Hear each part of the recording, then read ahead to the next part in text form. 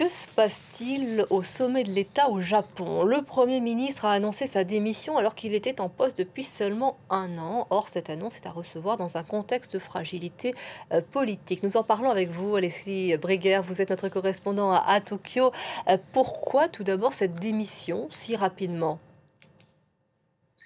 Eh bien, c'est vrai qu'une petite année au pouvoir, cela paraît très court, mais finalement, on peut se dire que Shigeru Ishiba aurait pu démissionner même encore plus tôt. Le Premier ministre japonais a tenu une conférence de presse dans laquelle il a appelé à poursuivre ce que son gouvernement avait amorcé. Il a notamment affirmé que sa décision de partir maintenant arrivait juste après l'accord sur les tarifs douaniers avec Donald Trump, laissant ainsi, à son avis, une petite note positive.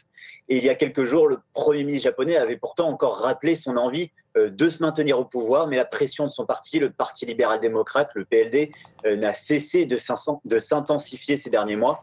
Et concrètement, Shigeru Ishiba avait été déjà fragilisé par de très mauvais résultats de son parti aux élections de la Chambre basse en fin d'année dernière, puis à la Chambre haute encore cet été. Et en coulisses, le Premier ministre a longtemps voulu résister à la pression de son propre parti, qui lui demandait de se résigner.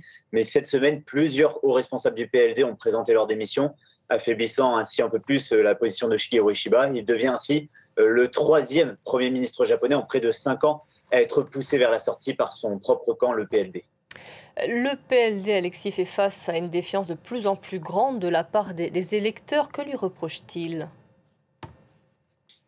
Eh bien, oui, plus que Shigeru Ishiba, donc l'ancien Premier ministre, au final, c'est plus le PLD qui est dans le collimateur des électeurs. On le reproche notamment au parti des scandales de corruption qui avaient déjà notamment coûté sa place à l'ancien Premier ministre du Japon.